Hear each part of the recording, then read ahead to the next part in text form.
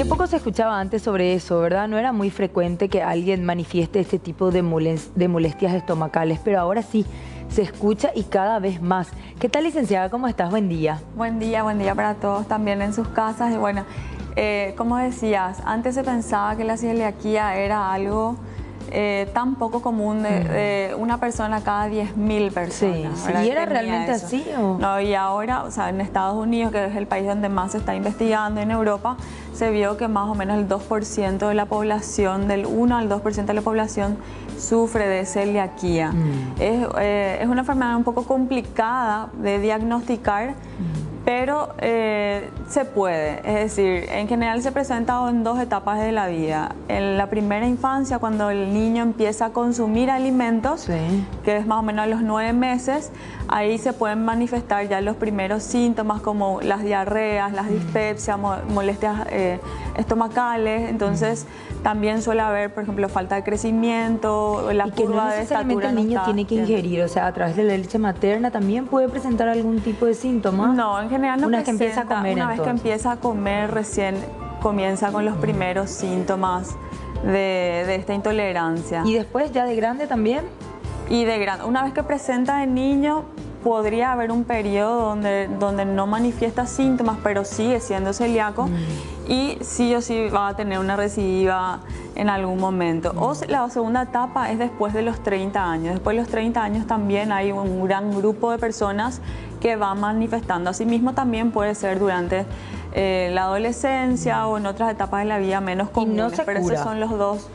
No, la celiaquía, como bien mostraba el material, es una afección genética que una vez que se manifiesta, ¿verdad? Porque el gen puede estar dormido o no, o sea, es decir, puede ser que no se manifieste tan pronto, pero una vez que se manifiesta, ya eso no se cura. O sea, es como tener diabetes. Por ahí pueden desaparecer los síntomas, pero al volver a incluir alimentos que contienen gluten en nuestra alimentación, van a volver a aparecer los síntomas y van a empeorar el perfil de la persona de su expectativa de vida a largo plazo. O sea, algo así más o menos se ve el intestino, como así para mismo. Que tengamos una idea, ¿verdad? Sí, lo que vemos a la derecha sería un intestino de una persona normal, donde se ven que las vellosidades, los pelitos del intestino, es por donde nosotros vamos absorbiendo los nutrientes.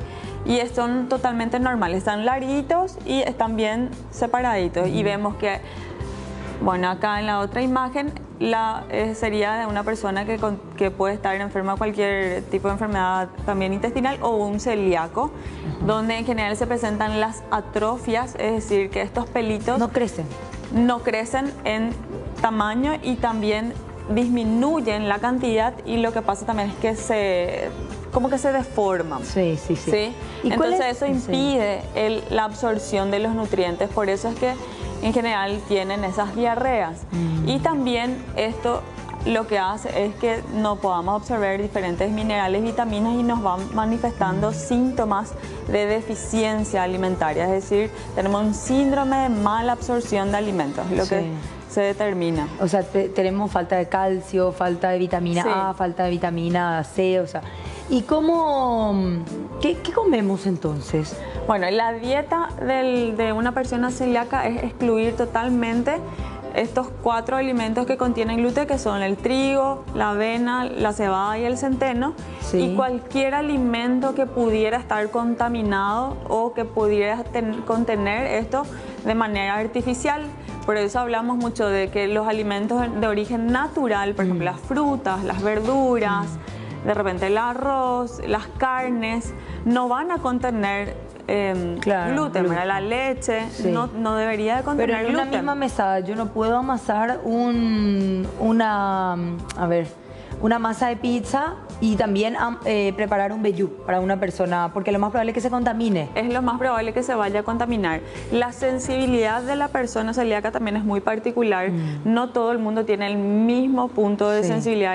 Hay personas que son demasiado sensibles, que necesitan tener como una cocinita aparte, con que la contaminación no esté presente en su alimentación, y hay personas que de repente pueden tolerar que en la misma cocina de la casa pudieran guardarse alimentos que son para personas celíacas como para personas que no son celíacas, pero en el momento de la cocción, sí, o sea, cuando vos estás haciendo, qué sé yo, una milanesa y, no sé, apoyás la carnecita sobre la harina o sobre el apanado, eso libera partículas al aire y eso va cayendo en la otra comida que es... O sea que te cambia completamente la forma de vida, ¿verdad? Porque hay alimentos alternativos que son caros también.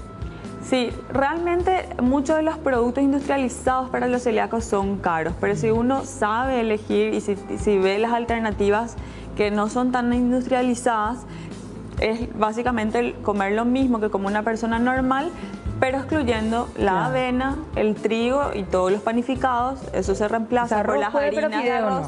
Claro, eso se reemplaza por las harinas de arroz que hoy día se pueden consumir, se pueden comprar y uno puede preparar sus propios productos también. Por último, entonces, reiteramos los síntomas. ¿Qué me tiene que llamar la atención?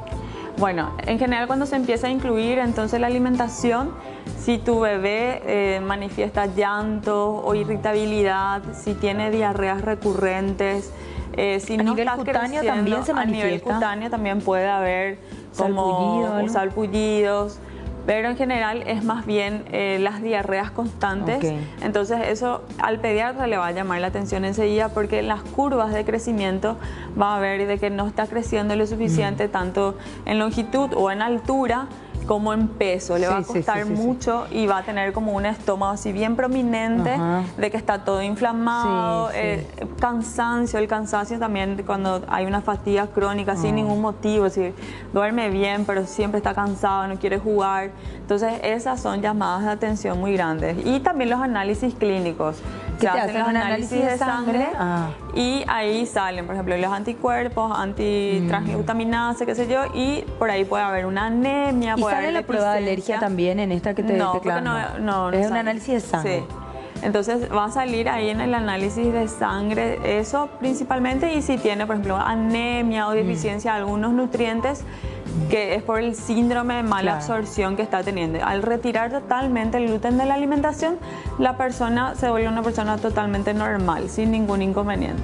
Bueno, completo entonces, a tener en cuenta qué es lo que nos hace bien y nos hace mal, a estar bien atentos a aquellas pequeñas manifestaciones que a veces dejamos pasar, creemos que son casos aislados, pero que finalmente nos están avisando de que algo no está funcionando bien. Gracias, licenciada. De nada, cuando gusten.